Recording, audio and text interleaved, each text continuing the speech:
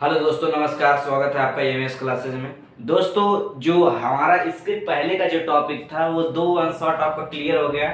पहला मानव में पहला पोषण और दूसरा शोषण। आज जो हम लोग बात करने वाले हैं वह है मानव में परिवहन। और परिवहन के बाद आपका एक जैव प्रक्रम में और बचेगा उत्सर्जन। उसके बाद ये आपका जैव प्रक्रम समाप्त हो जाएगा। उसके बाद हम लोग इम्पॉर्टेंट क्वेश्चन के बारे में पढ़ेंगे, जो इम्पॉर्टेंट है, जो बोर्ड में आने आने क्या आ सकते हैं, जो बोर्ड में आपके पूछे जा सकते हैं, उसके बारे में बात करेंगे। आज जो हमारा टॉपिक है मानव में परिवहन, ये जो तीसरे नंबर पर है जैव प्रक्रम में जो जैव प्रक्रम के अंतर्गत जो तीसरा चैप्टर दिया गया है, माने तो तीसरा इंपॉर्टेंट जो हेडिंग दिया गया है उसका नाम है परिवहन। और हम लोग बात करने वाले हैं मानव में परिवहन के बारे में। तो मानव में परिवहन क्या होता है? आपने सुना होगा कि मानव के शरीर में तमाम उपापचयी क्रियाएं होती है, जिसके कारण या जिसके द्वारा कुछ उत्सर्जी पदार्थों का निर्माण होता है। अब जब उत्सर्जी पदार्थों का निर्माण होता है तो उनमें उससे शरीर से बाहर निकालने के लिए तमाम प्रकार की क्रियाएं होती है। आपने देखा होगा कि पाचन में कैसे क्रिया होती थी, पाचन में कैसे अपशिष्ट पदार्थों को बाहर निकाला जाता था, वो एक प्रकार की प्रक्रिया है। तो मानव में परिवहन के अंतर्गत जब भोजन का उपापचय या अपचय क्रिया द्वारा जब उसमें से उस जो भोजन होता है उससे पूर्ण ऑक्सीकरण हो जाता है, तो जो उत्सर्जी पदार्थ होते हैं, जो तरल उत्सर्जी पदार्थ होते हैं या जो अपशिष्ट पदार्थ होते हैं, उन्हें शरीर से बाहर निकालने के लिए इसी परिवहन के द्वारा ही जो उत्सर्जी पदार्थ होते हैं, इसी परिवहन के द्वारा ही उत्सर्जी अंग तक पहुंचाए जाते हैं, जिससे वह अंग उत्सर्जी पदार्थों को बाहर निकाल देता है। तो आपको ये पता होगा कि जो उत्सर्जी पदार्थ बनते हैं वह उत्सर्जन के अंग द्वारा बाहर निकल जाते हैं, लेकिन उत्सर्जन अंग द्वारा जो उत्सर्जी पदार्थों को पहुंचाने का क्रिया होता है, जो शरीर से अपशिष्ट पदार्थों को उत्सर्जी पदार्थों को उत्सर्जी अंग तक पहुंचाने का कार्य करता है, वह कहलाता है आपका परिवहन। और इसमें होता है जैसे आपको शुद्ध रुधिर से अशुद्ध रुधिर को हृदय तक ले जाना और शुद्ध रुधिर को हृदय से लेकर आना, इसका कार्य भी आपका परिवहन में दर्शाया गया है। तो हम लोग बात करते हैं परिवहन जो होता है मानव के अंदर, मानव शरीर में। ये जो सिंपल है, जो आप सामान्यतः समझ सकते हैं इसे। मानव के शरीर में O2 को पहुंचाना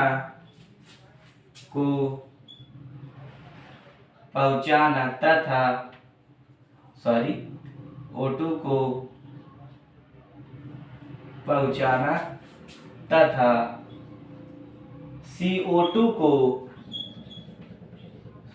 को लेकर आना या ले आने की प्रक्रिया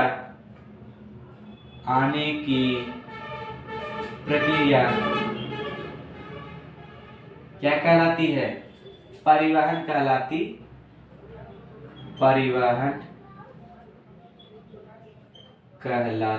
है। मानव शरीर में O2 को पहुंचाना कहाँ? हृदय से O2 को अन्य कोशिकाओं तक पहुंचाना तथा CO2 को ले आने की प्रक्रिया, अर्थात जो CO2 होता है उसे कोशिकाओं से ले आने की प्रक्रिया, मतलब कहां तक? कोशिकाओं से हृदय तक ले आने की प्रक्रिया आपका परिवहन कहलाता है। जैसे यदि हम बात करें, ये आपका हृदय है, सपोज है, आप लोग समझने के लिए बताया गया है, ऐसा हृदय नहीं होता, हृदय का आकार आगे बताया जाएगा। मान लीजिए ये आपका हृदय है और यहां से क्या O2 गया, हृदय से O2 गया संपूर्ण शरीर में। कहां पर? समझने के लिए है, ऐसे बना के मत आना एग्जाम में। संपूर्ण शरीर में, या आप कह सकते हैं शरीर में या कोशिकाओं में।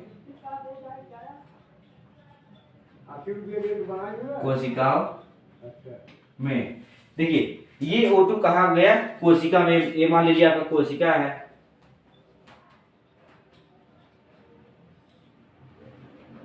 कोशिका या ऊतक।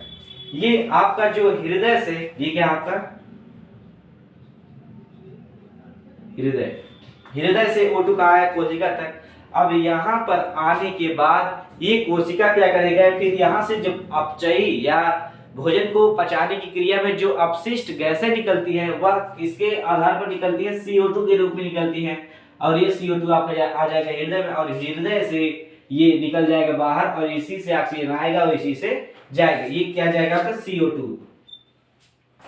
तो O2 को ले आने की प्रक्रिया तथा CO2 को ले जाने की प्रक्रिया ही क्या कहलाता है, परिवहन कहलाता है। अब इसी आधार पर आप समझ सकते हैं कि उत्सर्जी, ये समझ लीजिए अगर उत्सर्जी अंग है, यदि यह उत्सर्जी अंग है तो उत्सर्जी पदार्थ को या उत्सर्जी गैस को उत्सर्जी अंग तक पहुंचाने की जो प्रक्रिया होती है वह आपका परिवहन कहलाती है। जो उत्सर्जी गैस को उत्सर्जी अंग तक, उत्सर्जी गैस को उत्सर्जी अंग तक पहुंचाने की प्रक्रिया ही आपका परिवहन कहलाती है। तो दोस्तों आई होप आपको समझ में आएगा परिवहन के बारे में, कि परिवहन वह होता है जो एक अपशिष्ट पदार्थों को उत्सर्जी अंग तक पहुंचाने का कार्य करता है, वह आपका कहलाता है परिवहन।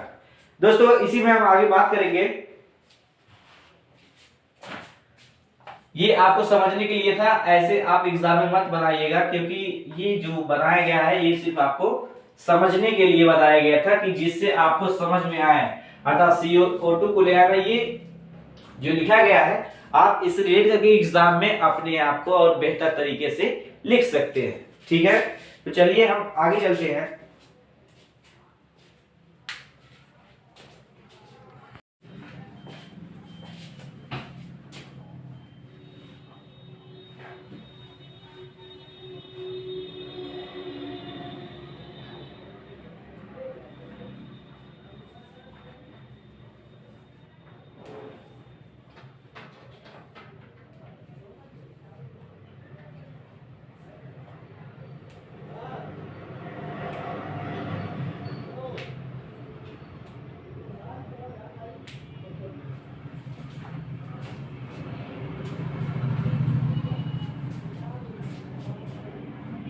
दोस्तों अब हम इसके आगे बात करते हैं, इसमें कौन कौन सी चीज आते हैं। इसमें आता है आपका रुधिर, लसिका, हृदय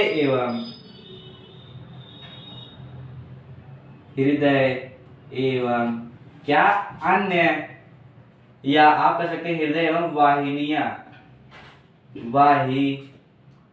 वाहिनियां क्या करती हैं, भाग लेती हैं अर्थात कार्य करती है। इसमें जो होता है रुधिर, लसिका, हृदय एवं हृदय वाहिनियां भाग लेती हैं। अब हम बात करते हैं मानव रुधिर को जो आपका परिवहन है, परिवहन दो भागों में बांटा गया है। पहला है रुधिर परिसंचरण तंत्र। पहला क्या है, रुधिर परिसंचरण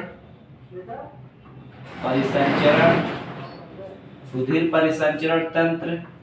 दूसरा है आपका लसिका।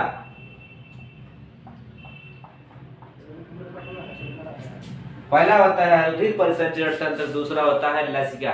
इसी के बारे में हम पढ़ने वाले हैं और इसी के बारे में ही हम आज समझेंगे। तो आप पहले बात करते हैं रुधिर परिसंचरण तंत्र। रुधिर परिसंचरण तंत्र,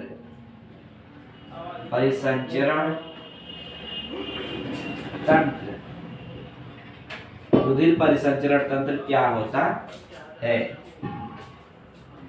जो रुधिर परिसंचरण तंत्र होता है इसे दो भागों में बांटा गया है। पहला है रुधिर और दूसरा है हृदय। इसे कितने भागों में बांटा गया है, रुधिर परिसंचरण तंत्र किसे क्या कहते हैं, इसे दो भागों में बांटा गया है। दो भागों में बांटा, इसे दो भागों में बांटा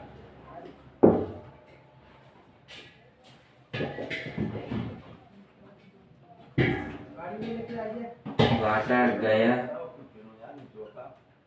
है कि कौन कौन। पहला है आपका रुधिर और दूसरा है क्या आपका दूसरा है हृदय। ये आपका कुछ वर्गीकरण है और इसी के आधार पर हम पढ़ेंगे। पहले रुधिर पढ़ेंगे, उसके बाद इसका वर्गीकरण में जो हम पढ़ेंगे, दूसरा हृदय पढ़ेंगे। इसको पढ़ने के बाद हम लोग चलेंगे लसिका की तरफ, क्योंकि रुधिर परिसंचरण को दो भागों में बांटा गया है। पहला रुधिर परिसंचरण तंत्र, दूसरा लसिका। तो रुधिर परिसंचरण तंत्र को दो भागों में बांटा गया है, पहला है रुधिर, दूसरा है हृदय। तो पहले हम बात करते हैं रुधिर के बारे में कि रुधिर क्या होता है। इसीलिए करते हैं, हम चलते हैं डायरेक्ट रुधिर की तरफ।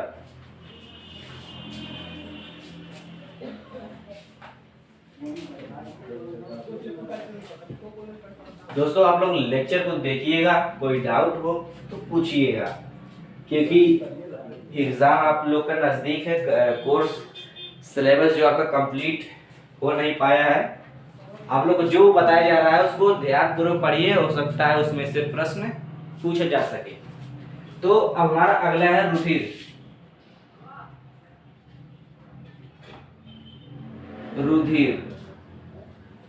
रुधिर क्या है? रुधिर आपका एक तरल संयोजी ऊतक है। यह एक तरल संयोजी ऊतक है। यह एक तरल संयोजी ऊतक है। इसमें तमाम प्रकार की चीजें मिली रहती हैं। यह क्या है? यह एक तरल संयोजी ऊतक है। इसमें विभिन्न प्रकार के कार्बनिक और अकार्बनिक पदार्थ मिले रहते हैं। जैसे बात करते हैं, रुधिर को दो भागों में बांटा गया है। पहला है आपका प्लाज्मा, दूसरा है आपका जो पहला है प्लाज्मा, दूसरा है रुधिर कणिकाएं। पहला आपका प्लाज्मा, दूसरा है रुधिर कणिकाएं। रुधिर कणिकाएं ये आपका बहुत ही इम्पोर्टेंट टॉपिक बन जाता है आपके बोर्ड एग्जाम को लेकर। प्लाज्मा संपूर्ण शरीर के 55% भाग में विद्यमान रहता है और जो रुधिराणु होता है यह 45% भाग पूरे शरीर में पाया जाता है। जो प्लाज्मा होता है संपूर्ण शरीर में 55% पाया जाता है और जो रुधिराणु होता है ये संपूर्ण शरीर में रुधिराणु नहीं, रुधिर कणिकाएं होती है वो 45% पाई जाती है। और जो होता है रुधिराणु को 3 भागों में बांटा गया है। इसको 3 भागों में बांटा गया है। कौन कौन है? पहला है आपका आरबीसी, दूसरा है डब्ल्यूबीसी, तीसरा है प्लेटलेट्स।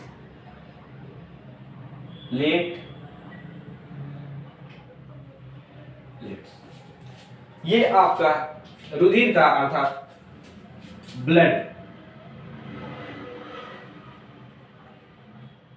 ब्लड के अंतर्गत इतने प्रकार की चीजें पाई जाती है। पहला है प्लाज्मा जो पाया जाता है 55% और दूसरा होता है रुधिर कणिकाएं। अब ये आपकी 45% में आरबीसी, डब्ल्यूबीसी, प्लेटलेट्स विद्यमान रहते हैं। बात करते हैं जो प्लाज्मा होता है इनमें अधिकतर भाग आपका तरल होता है और जो आरबीसी होता है इसका कार्य, जो प्लाज्मा पहले लिखते हैं प्लाज्मा, यह हमारे शरीर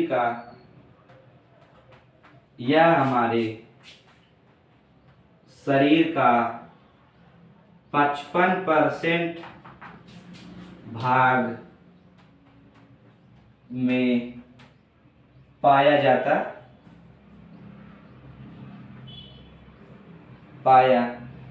है। यह हमारे शरीर का 55% भाग में पाया जाता है। अर्थात बात हो रही है रुधिर की, कि रुधिर जो होता है ये हमारे शरीर में जो प्लाज्मा होता है, रुधिर में उपस्थित प्लाज्मा शरीर में 55% भाग में पाया जाता है। यह क्या होता है? अधिकतर तरल होता है। रुधिर कणिकाएं जो होती है, इसमें पहले हम बात करते हैं आरबीसी की। जो आरबीसी होता है इसका पूरा नाम है रेड ब्लड कार्पसेल्स। इसका जो फुल फॉर्म होता है, आर से रेड, बी से ब्लड, सी से कार्पसेल्स, अर्थात लाल रुधिर कणिकाएं। ये जो होता है ये लाल रंग का होता है। ये किसके कलर का होता है? ये लाल, सॉरी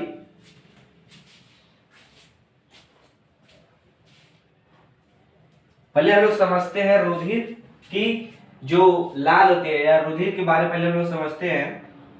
टॉपिक छूट जा रहा था। ये जो होता है यह एक तरल संयोजी ऊतक है। इसमें हीमोग्लोबिन, क्या? हीमोग्लोबिन वर्णक के उपस्थिति के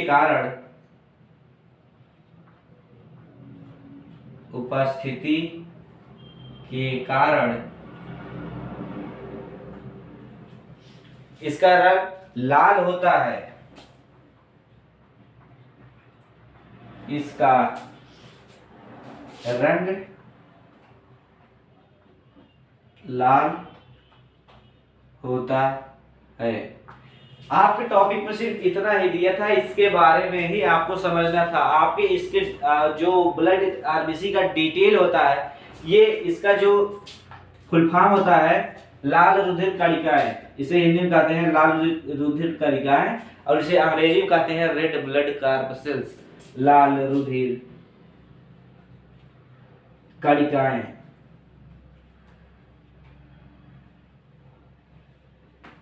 और जो WBC होता है ये सफेद कलर का होता है। ये खून को जहां से निकलता है ये थक्का बनने में भी सहायता करता है। जो रुधिर होता है ये शरीर में थक्का बनने का भी जो जमने का कारण बनता है, रुधिर में पाया जाता है, जिससे जब रुधिर जम जाता है तो वो एक जो स्थान होता है वहां से निकलता नहीं, इसमें जमने का गुण भी पाया जाता है। जो WBC होता है इसे कहते हैं व्हाइट ब्लड कार्पसेल्स, और इसका जो हिंदी होता है जो होता है सफेद रक्त कणिकाएं, सफेद रुधिर कणिकाएं,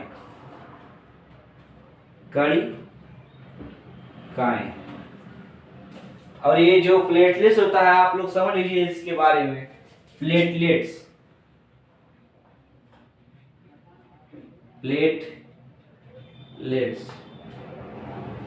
यह हमारे शरीर में, यह हमारे शरीर में लगभग 1.5 लाख के आसपास, या 1.5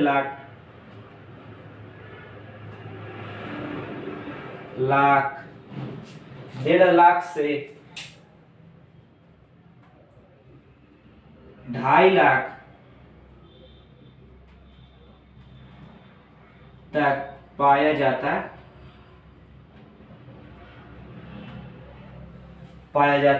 है। और इसी बारे में जो ब्लड के बारे में पूछा गया था आपके शरीर में, सिर्फ ब्लड के बारे में ही इतना ही पूछा गया था। अब इसके आगे जो हम अगला है एक इम्पॉर्टेंट है जो आपको पढ़ना है। मानव नर की एक घन मिमी, मानव नर के एक घन मिमी रुधिर में, एक घन मिमी रुधिर में, मानव नर की एक घन मिमी रुधिर में 50 से 55 लाख मिली आरबीसी पाए जाते हैं। कितना? 50 से 55 लाख मिली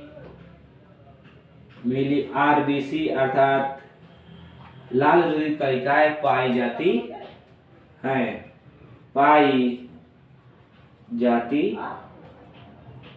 ये दोस्तों आपको रुधिर के बारे में संपूर्ण डिटेल जो उतने आपको किताब में था वो बताया गया। दोस्तों अब हम चलते हैं इसके अगले पार्ट अर्थात हृदय के बारे में।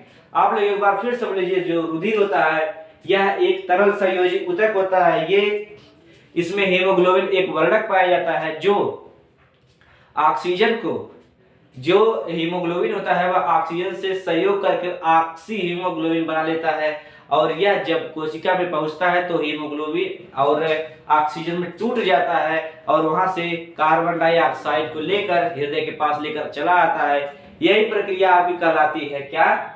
रुधिर परिवहन।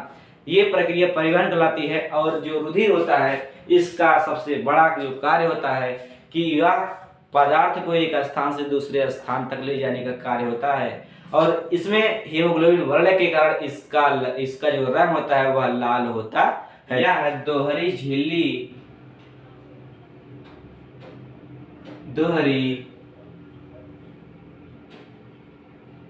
झिल्ली से बनी क्या होती है? थैलीनुमा संरचना होती है। थैलीनुमा संरचना होती है।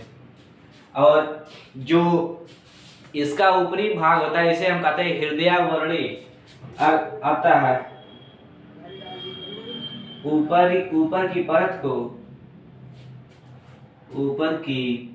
को क्या कहते हैं? हृदयावरणी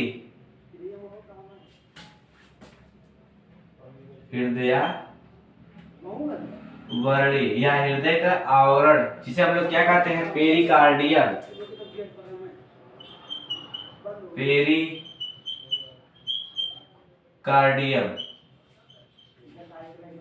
आप लोग स्पेलिंग मिला लीजिएगा, मिस्टेक हो सकता है, लेकिन इसको क्या कहते हैं? पेरिकार्डियम। सपोज दैट आप लोग समझ लीजिए कि यह दोहरी झिल्ली से बनी थैलीनुमा संरचना होती है, अतः ऊपर की परत को हृदयावरणी अर्थात पेरिकार्डियम कहते हैं। यह लगभग 72 से 75 तक, 1 मिनट में 72 से 75 तक धड़क सकता है अर्थात पंप कर सकता है। अब लोग चल रहे हैं हार्ट की संरचना। हार्ट की संरचना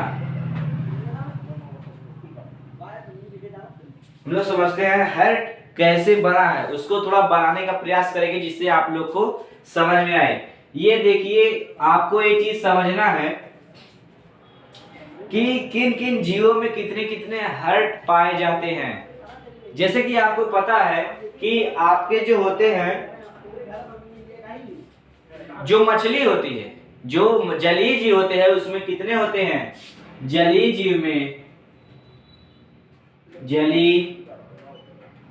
में कितने होते हैं? 2 चैम्बर होते हैं, 2 कोष्ठक। जैसे मछली, ऐसे 2 कोष्ठक पाया जाता है। ये होता है आपका अलिंद और ये होता है आपका निलय। जो आपका उभयचर है, उभयचर या सरीसृप, इसमें कितने होते हैं? इसमें 3 चैम्बर पाए जाते हैं। ये कुछ इस प्रकार के इसके चैम्बर होते हैं।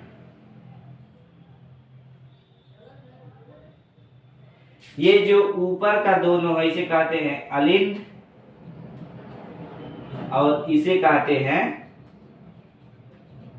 निलय। और जो हमारे होते हैं मैमेल, जो स्तनधारी होते हैं, क्या? स्तनधारी। इसमें कितने चैम्बर होते हैं? इसमें 4 चैम्बर होते हैं। इसका कुछ इस प्रकार से डायग्राम दिखेगा। इसमें 4 चेंबर होते हैं। ये क्या है आपका? ये आपका 2 अलिंद और ये दो नीले। ये कुछ इस प्रकार से हर्ट पाया जाता है जीवों में। अब हम लोग बात करते हैं जो मानव, इसमें दिया गया मानव परिसंचरण तंत्र, अर्थात हमें ये समझना है कि मनुष्य के अंदर कैसे रक्त को परिसंचरण या परिसंचरित किया जाता है। तो इसके लिए हम लोग चलते हैं 4 कोष्ठक वाला जो आपका हृदय है, हृदय का डायग्राम बनाते हुए उसमें से समझेंगे। तो चलिए इसे इरेज करते हैं और हम चलते हैं अब हृदय की संरचना की तरफ। जो आपका मेन हेडिंग है, आपको सिर्फ बताना था कि किस किस जीवों में कौन कौन सा पाया जाता है, और मानव में 2 अनिल और 2 नीले पाया जाता है। अब हम लोग चलते हैं हृदय की संरचना। पहले देखिए, ये आपका नीले कुछ होता है और ये नीले कुछ बड़ा होता है, और ये वाला नीले जो होता है ये नीले कुछ छोटा होता है।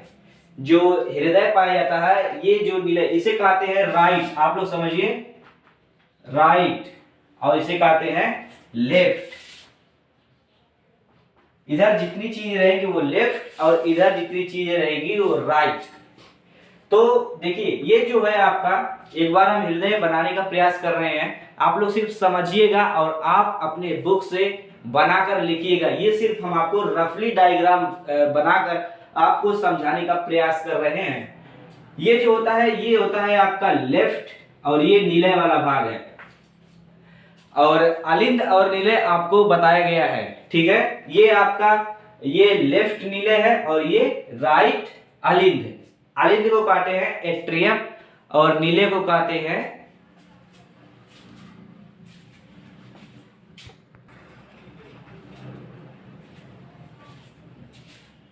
सॉरी दोस्तों वो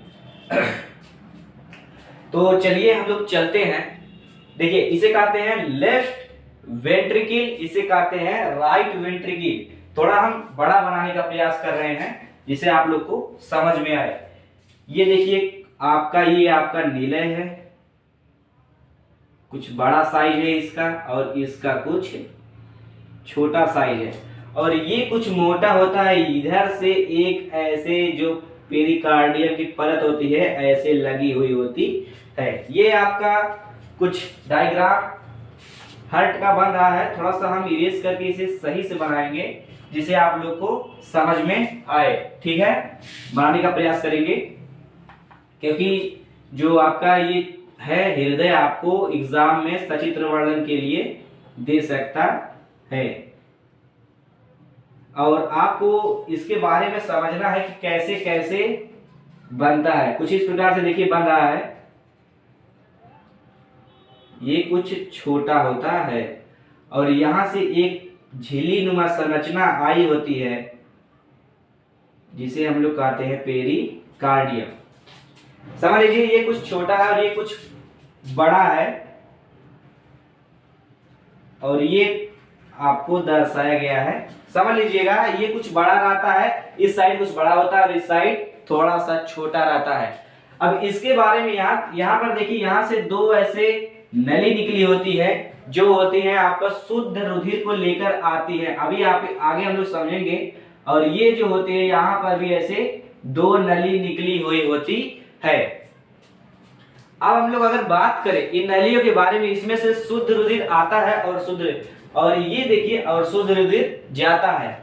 ये देखिए कुछ इस प्रकार से ऐसे ये निकला रहेगा, ठीक है, और ये कुछ इस प्रकार से ऐसे निकला रहेगा। ये कुछ प्रकार से ऐसे निकला रहेगा, और यहाँ पर एक वाल्व पाया जाता है जो ब्लड को सिर्फ लेकर जाता है, ठीक। इधर से ब्लड निकल जाता है, ये वापस नहीं आ सकता, ठीक है। और यहाँ पर है, इसे कहते हैं बाइकस्पिड वाल्व। बाइकस्पिड वाल्व की संरचना कुछ इस प्रकार से होती है। इधर से ब्लड आ सकता है मगर वाल्व से ब्लड बाहर नहीं जा सकता। ये जो वाल्व होती है, ये जैसे आप साइकिल का पंप देखे होंगे, यदि आप उसमें हवा डाल देंगे तो दोबारा हवा उस वाल्व से नहीं निकलता है, सिर्फ वाल्व से एक बार हवा अंदर आ जाता है। उसी प्रकार ये जो धमनियां हैं, ये फुफ्फुस शिराएं हैं जहां से हार्ट से ब्लड आता है।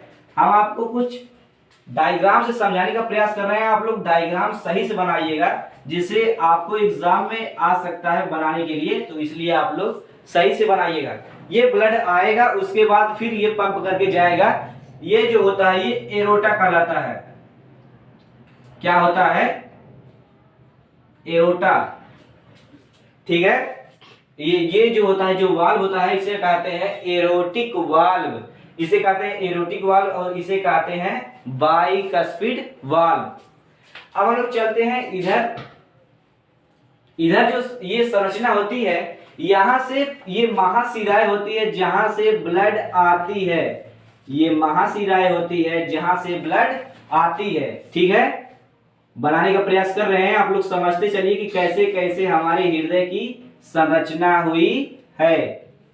ये देखिए कुछ इस प्रकार से यहां पर भी एक वाल्व पाया जाता है, यहां पर भी एक वाल्व पाया जाता है जिसे कहते हैं ट्राइकस्पिड वाल्व, और यहां से भी एक ये इस प्रकार की नली निकली होती है और ये इस प्रकार से गई होती है। यहां पर भी एक, दोस्तों ये कुछ प्रकार से चित्र जो है बन के तैयार हुए, ये समझने के लिए सिर्फ है, आप लोग इसे समझ लीजिए सिर्फ, क्योंकि ये जो चित्र होता है ये एग्जाम में पूछा जाता है और जो ये होता है बहुत कॉम्प्लिकेटेड चैप्टर होता है, इसको समझना पड़ता है, ठीक है। अब हम लोग बात करते हैं इसके कार्य की, हृदय के कार्य। ये जो होता है हमारा, ये होता है महाशिरा, महाशिरा, ठीक। अब ये क्या करता है, यहां से अशुद्ध रक्त, ये जो रक्त है ये क्या है, अशुद्ध है। अशुद्ध रक्त कहा जाता है राइट आर्किल में, फिर राइट वेंट्रिकल में, अर्थात पहले आता है राइट आर्किल में, फिर राइट वेंट्रिकल में, फिर ये प्रेशराइज करता है इसके माध्यम से इसके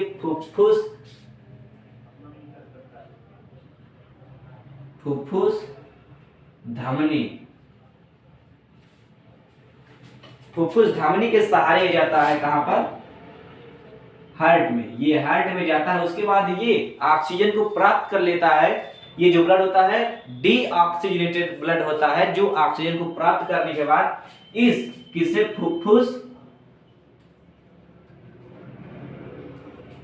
फुफ्फुस शिरा में, फुफ्फुस शिरा से ये ब्लड के कहां पे आता है, लेफ्ट आर्किल में, लेफ्ट आर्किल से लेफ्ट वेंट्रिकल में। उसके बाद ये प्रेशर करता है, ये जो होता है ये होता है एरोटा,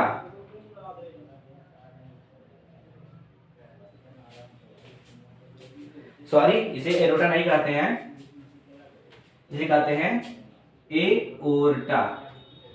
इस एओर्टा के माध्यम से ये कहा चला जाता है, संपूर्ण शरीर में,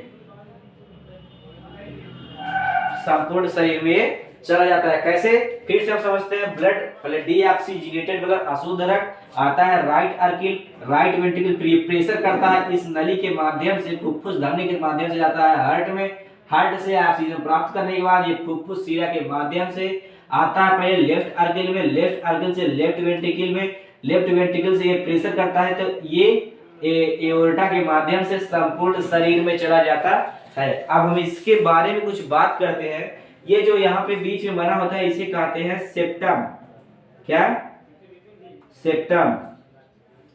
और ये जो बाहरी परत है इसे कहते हैं पेरिकार्डियम, पेरिकार्डियम। ये आपका कुछ प्रोसेस हुआ हार्ट का। दोस्तों आई होप आपको हार्ट के बारे में समझ में आया होगा। एक बार हम फिर से रिवाइज करते हैं।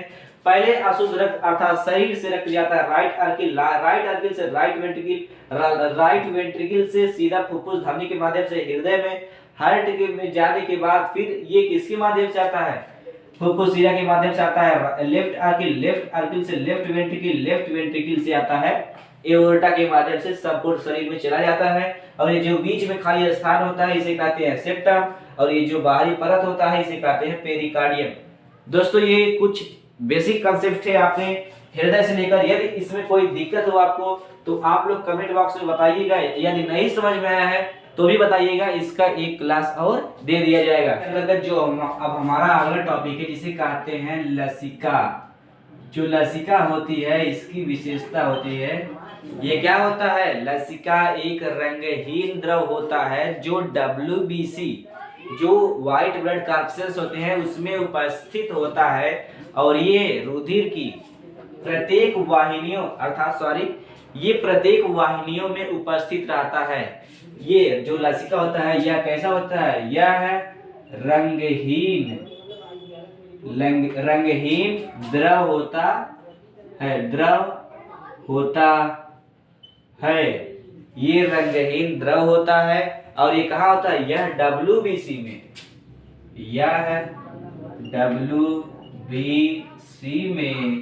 उपस्थित रहता है,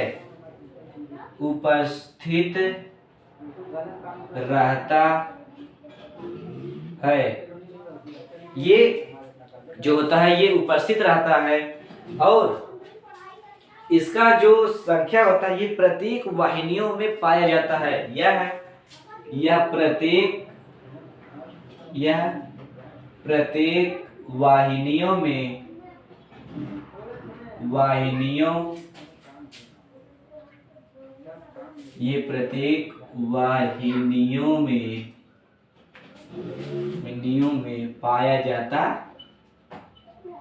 पाया जाता है। ये आपका एक टॉपिक था लसिका का। अब लोग चलते हैं पादपों में परिवहन। किसमें? पादपों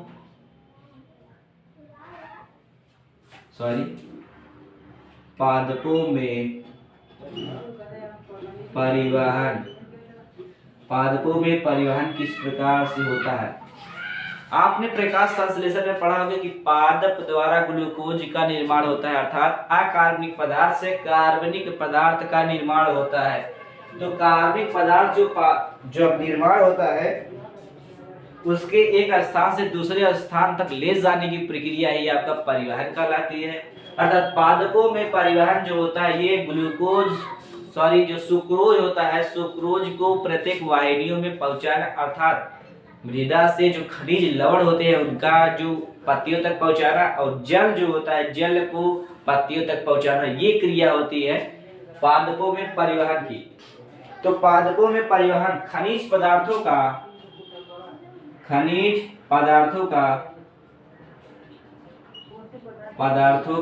एक स्थान से दूसरे स्थान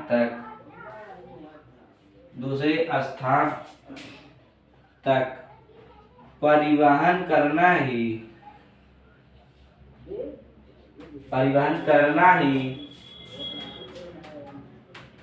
पादपों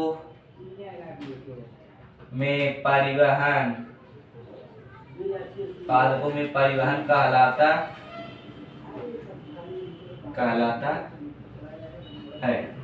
अब देखिए परिवहन के लिए इसमें कुछ संवहन ऊतक पाए जाते हैं। कुछ क्या कहते हैं? संवहन ऊतक, जिसमें पहला है जाइलम और दूसरा है फ्लोएम। इसके बारे में लोग समझते हैं। जो जाइलम होता है यह किसका परिवहन करता है? यह मृदा से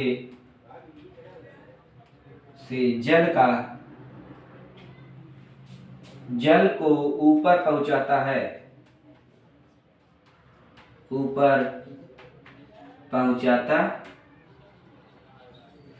और जो फ्लोएम होता है, अभी जाइलम के बारे में बात करते हैं। और जो फ्लोएम होता है यह खनिज पदार्थों को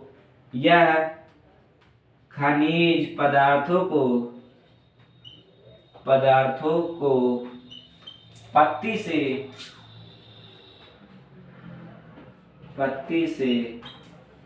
कहां तक? प्रत्येक स्थान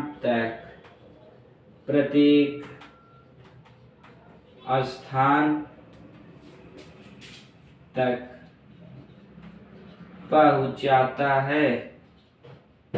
पहुंचाता है। जो फ्लोएम होता है यह खनिज पदार्थों को पत्ती से प्रत्येक स्थान तक पहुंचाता है और यह या मृदा से जल को ऊपर पहुंचाता है। अब यहाँ पे बात करते हैं, यहाँ पे जो अधिक सांद्रता वाला होगा, जो अधिक सांद्रता वाले होंगे वो कम सांद्रता वाले पदार्थ की ओर अग्रसर होंगे, अर्थात अधिक सांद्रता वाले पदार्थ कम सांद्रता वाले पदार्थ के बीच में उनका परिवहन होगा, अर्थात वे एक स्थान से दूसरे स्थान पर जाएंगे। अब जो हमारा अगला है, जो हमारा अगला टॉपिक है जल का परिवहन। जल का परिवहन प्रकाश की उपस्थिति में, प्रकाश की उपस्थिति में जब प्रकाश संश्लेषण की प्रक्रिया होती है, जब प्रकाश संश्लेषण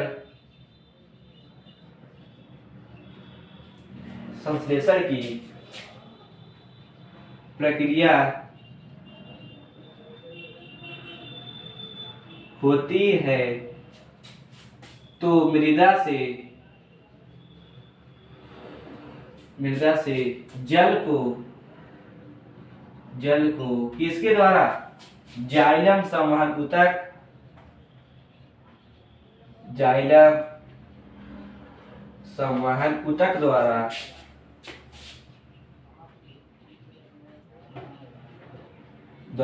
तो जाइलम संवहन ऊतक द्वारा जल का संवहन होता है। ये आपका कुछ दिया गया है जो जल का परिवहन है। इसमें क्या होता है, इसमें जो पादप होते हैं इनमें अनेक केशिकाएं पाई जाती है, अर्थात छोटी छोटी नली पाई जाती है। तो जो जल का परिवहन है ये एक प्रकार से तो ये हो गए जाइलम के द्वारा, और जो दूसरा है केशिकाओं के द्वारा,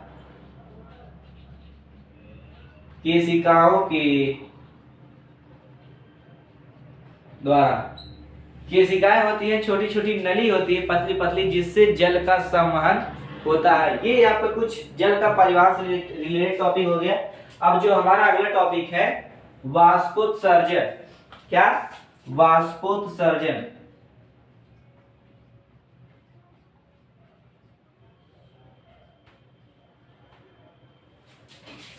पादप द्वारा अर्थात पत्तियों द्वारा जल को वायुमंडल में छोड़ना ही वाष्पोत्सर्जन कहलाता है। जल की अधिकता होने पर, किसकी? जल की पत्तियों की पत्तियों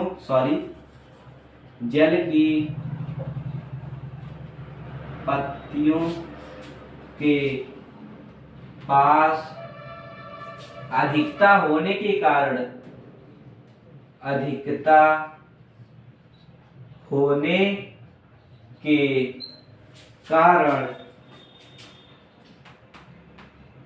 होने के कारण उस जल की पत्तियों के पास अधिकता होने के कारण वायुमंडल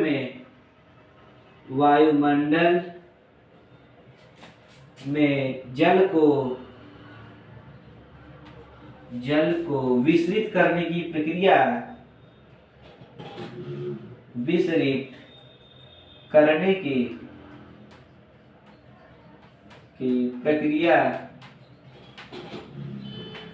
क्या कहलाती है?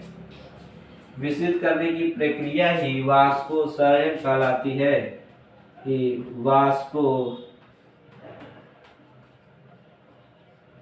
वाष्पोत्सर्जन